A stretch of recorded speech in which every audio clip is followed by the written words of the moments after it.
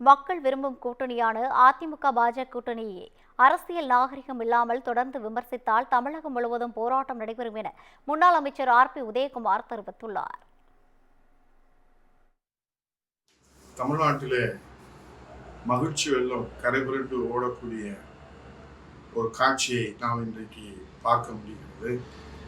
அனைத்து இந்திய அண்ணா திராவிட முன்னேற்ற கழகம், பாரதிய ஜனதா கட்சி இன்றைக்கு வெற்றி கூட்டணியை புரட்சி தமிழர் ஐயா எடப்பாடியார் என்கிற ஒரு சாமானியர் ஒரு சரித்திரம் படைத்திருக்கின்ற மாபெரும் வெற்றி கூட்டணியை கண்டு இன்றைக்கு நடுநடுங்கி போயிருக்கிறது ஆளுகிற திராவிட முன்னேற்ற கழக அரசு. தமிழ்நாட்டு மக்களின் தலையிலே இறக்கிய ஸ்டாலின் தலையிலே அனைத்து இந்திய அண்ணா திராவிட முன்னேற்ற கழகம், பாரதிய ஜனதாவுடைய வெற்றி கூட்டணி இன்றைக்கு அந்த அறிவிப்பு ஸ்டாலின் தலையிலே இடி விழுந்ததை போல நடுநடுங்கி உலக வார்த்தையை இன்றைக்கு உளறி கொட்டியிருப்பதை அவர் வாடிக்கையாக வைத்திருக்கிறார்.